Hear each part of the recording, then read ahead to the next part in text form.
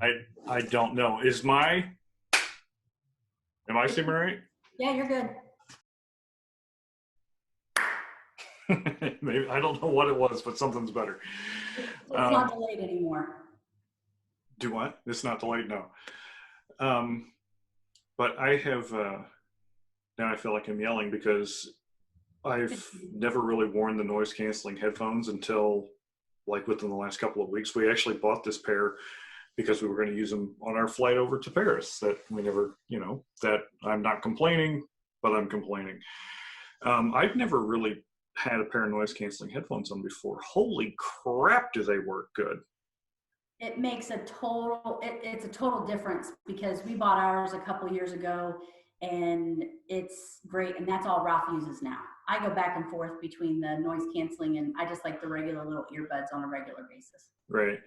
But it feels now because like our landscaper guy came by and cut the grass today. I was 3 feet from a window on the ground floor. No, I could not hear his machine working. I mean, and now that I've got these in, it feels like I'm screaming inside of this small room.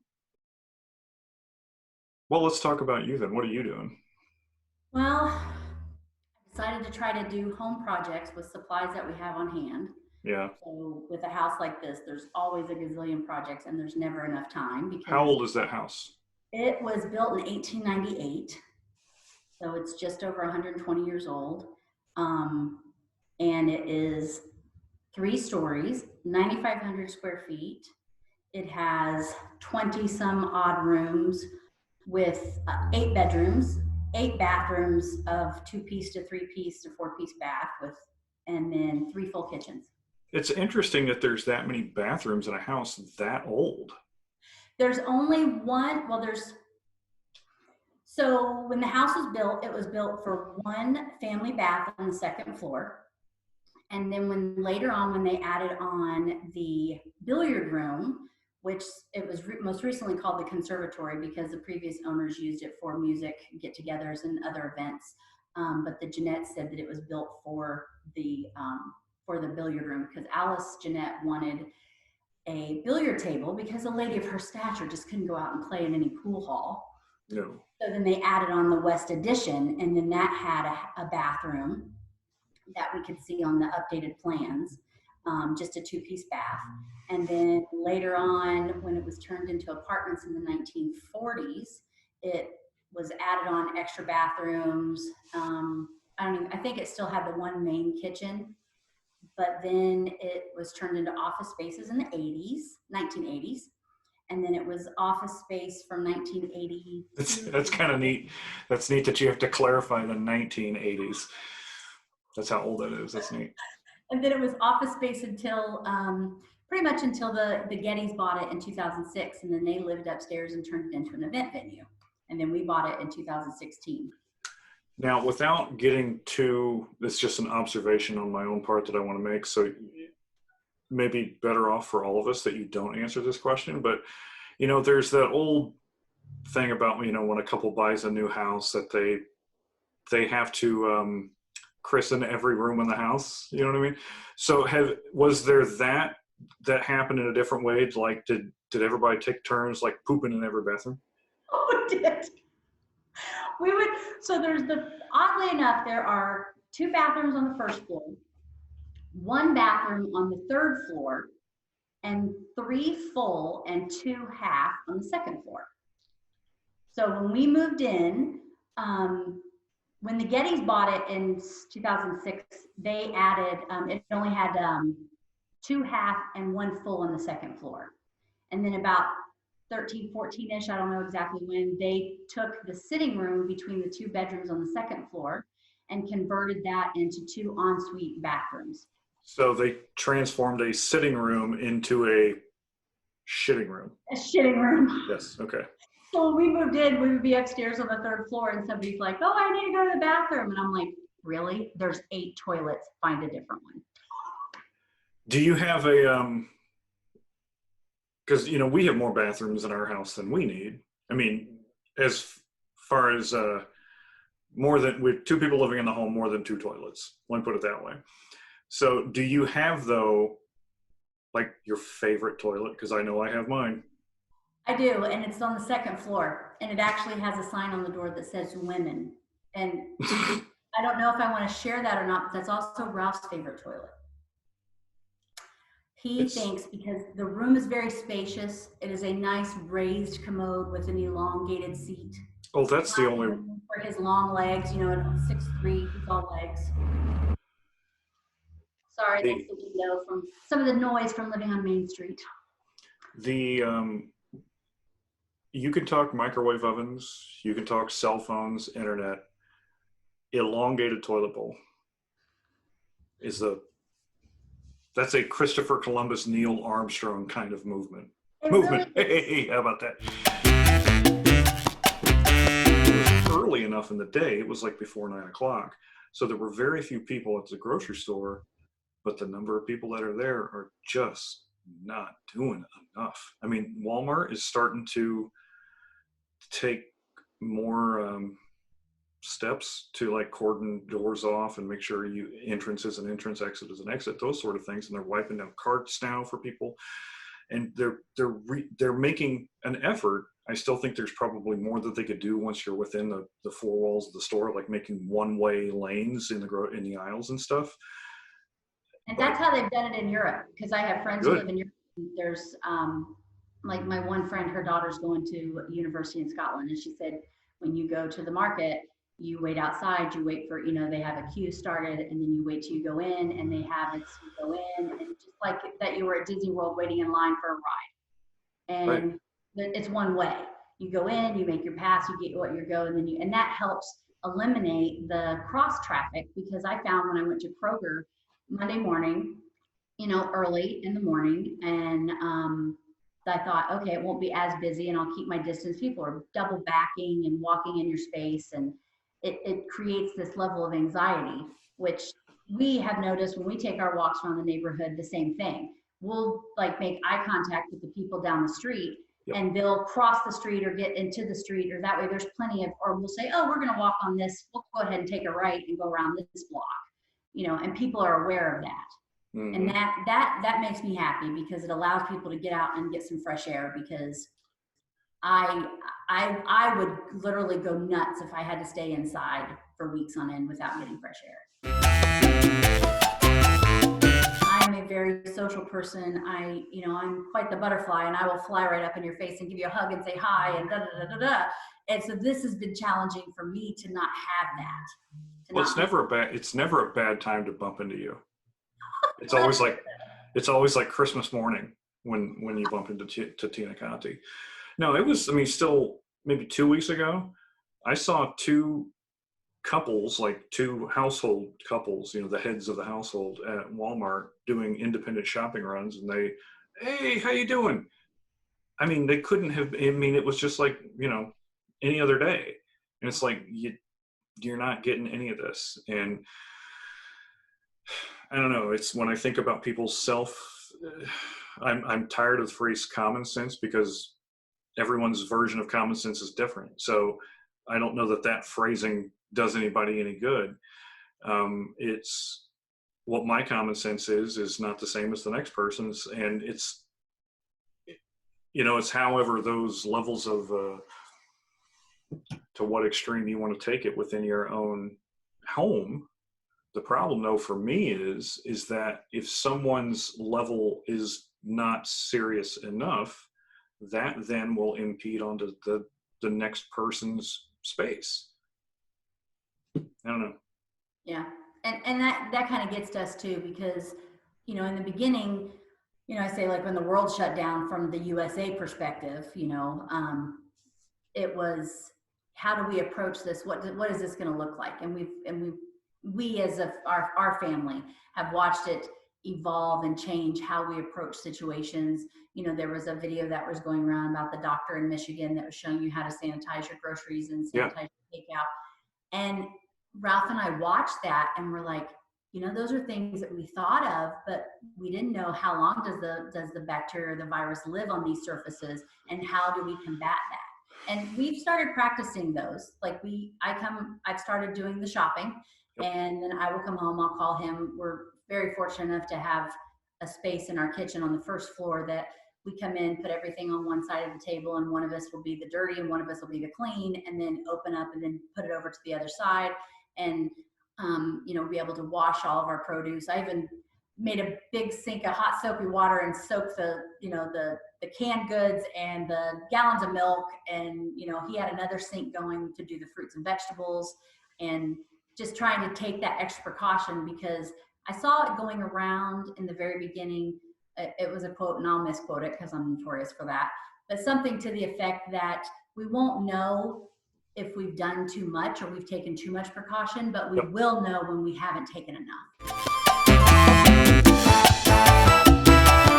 The social contracts that we, one way or the other, are all a part of prior to this, those are different now.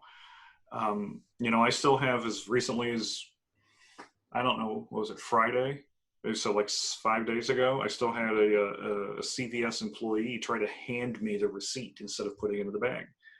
That's a habit, so I understand getting out of the habit, or trying to get out of the habit, but Creating new habits.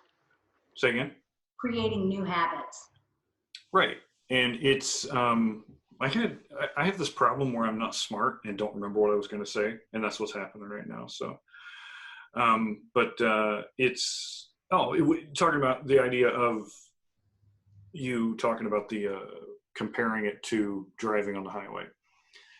So there have been studies apparently done that, when you're in the left-hand lane and there's slow traffic on the right, and there's that one car that will come up and just try to hook in right in front at the last second, right? Oh, well, yes. The charts and the studies and the numbers prove that's actually a more efficient use and flow of travel than everyone, if everybody were to slow down and let one car in like that. It's actually better overall for that one car to just do that. Now, I know socially. Don't tell my husband that. See, I can't do that. I won't do that. So I love I would much rather make my choices based on science than just how something makes you feel.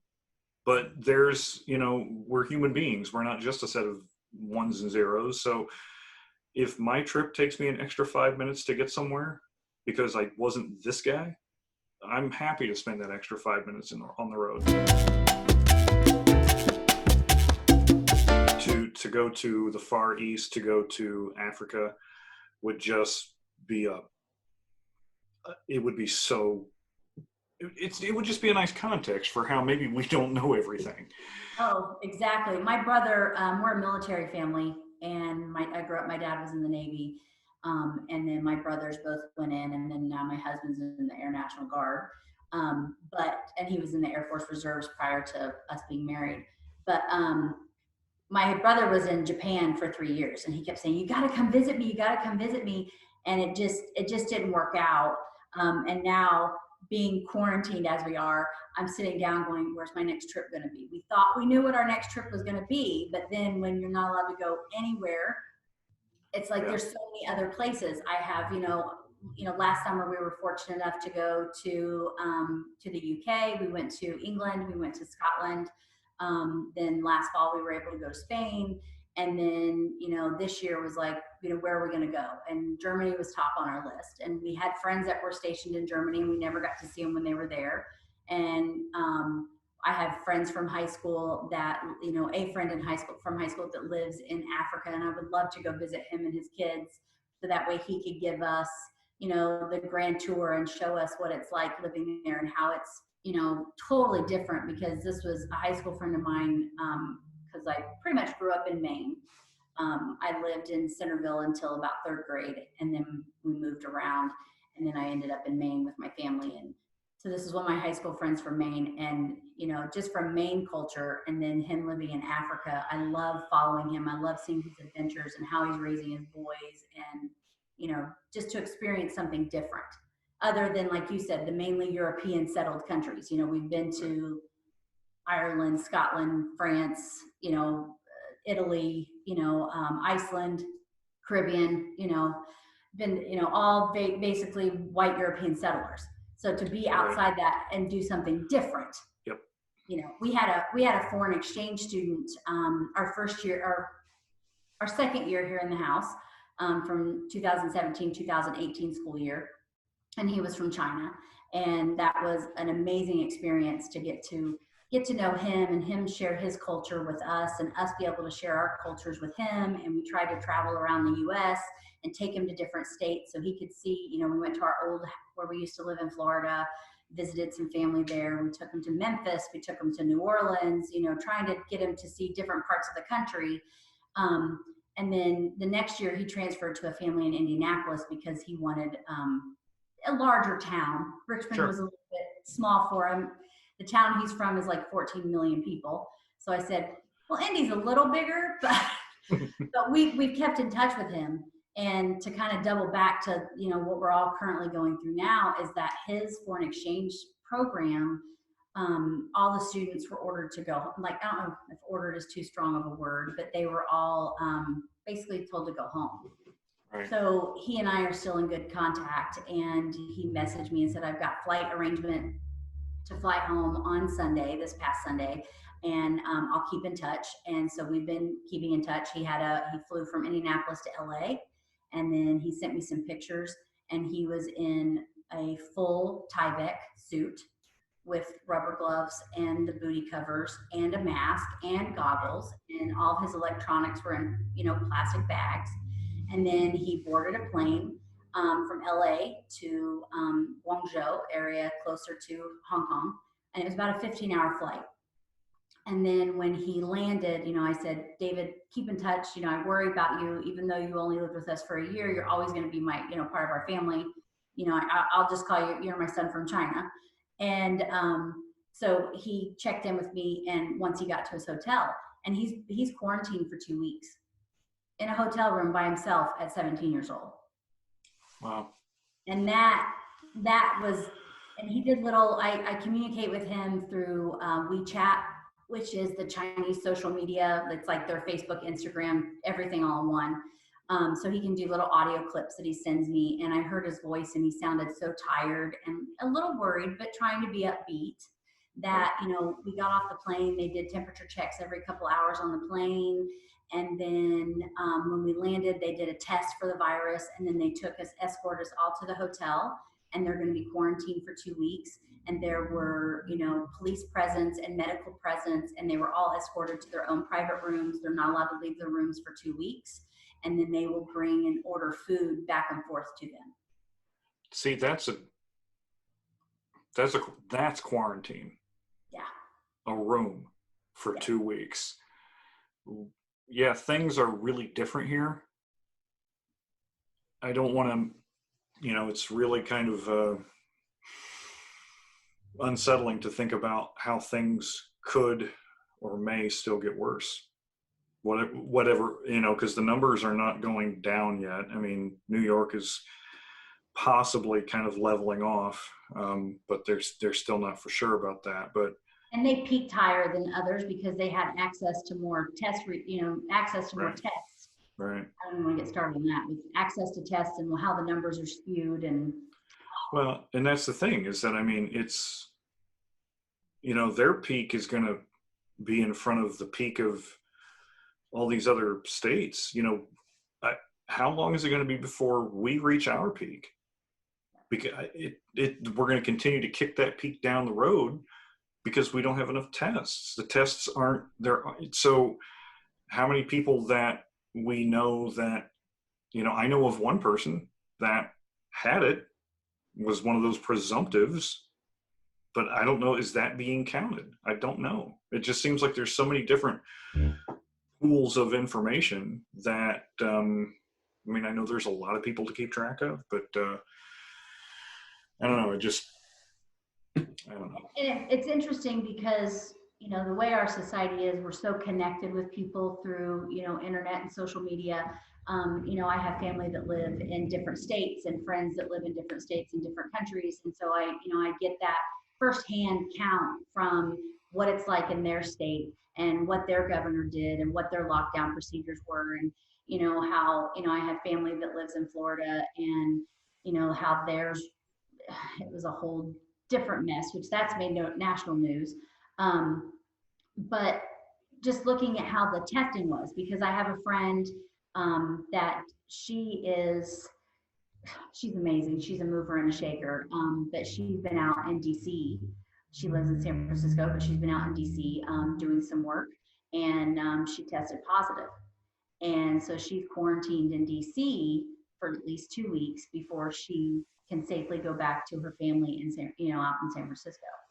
And so it's interesting to watch her firsthand chronicle what her symptoms are like and what she's going through and how she feels, why she's how she felt after this diagnosis, and how it's being handled.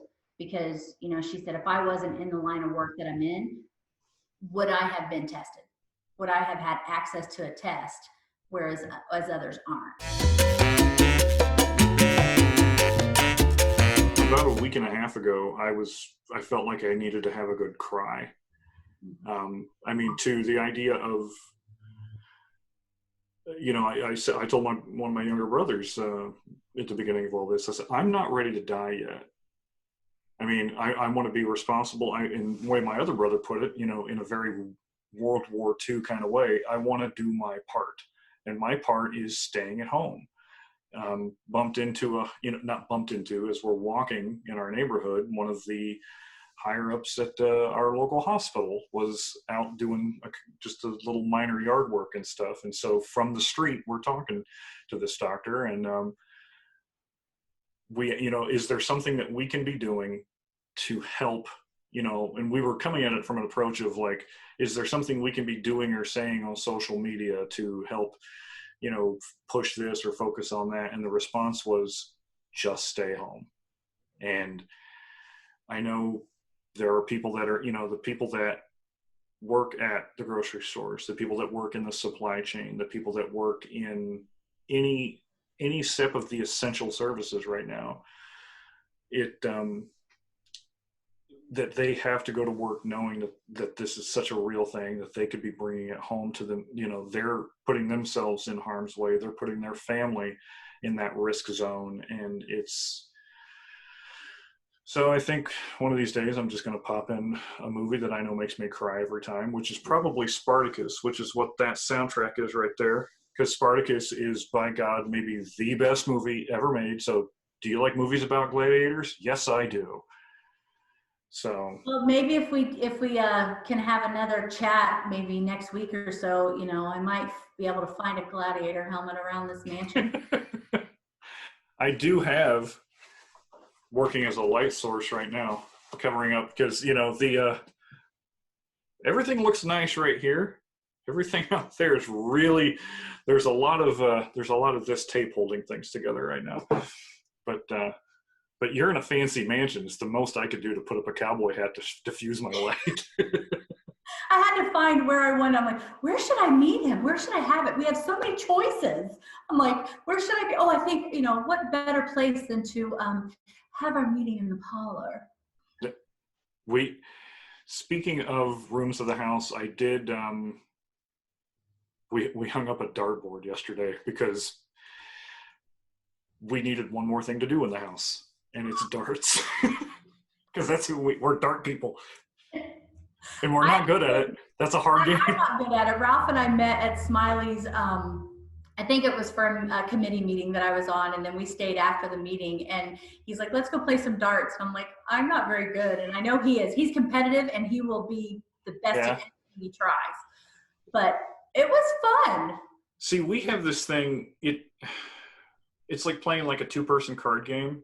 We hate competing because even though it doesn't really mean anything, it's like, can't we just be on the same team? That's me. And that's why Ralph and I don't play a lot of games together, because he is ultra competitive to, even when the kids were younger and we were teaching them to play, whether it was Uno or Chutes and Ladders or whatever. Right. And I would have this, don't you want to let them win? He goes, no, they got to earn it. And he was super competitive, and the kids appreciate it now. They're like, yeah, Dad never let us win. We had to earn it. And then they look over at Mom, and I was like, yeah, whatever. We all play our own part.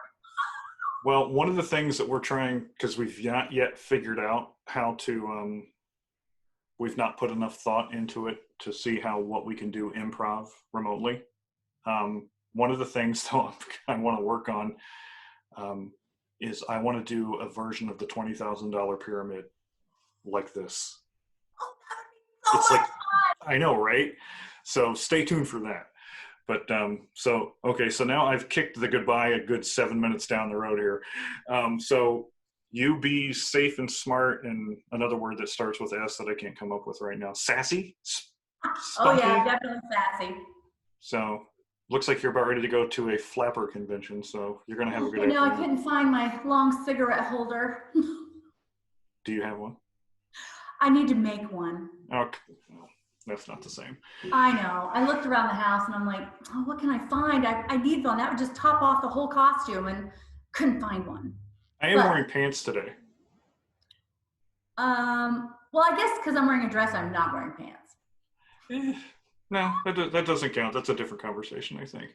But But Andy, I would love to chat with you again. So until next time, I will see you around all from a right. distance. From a distance. From a distance. All right. I'll see you, Tina. Bye. All right. Bye.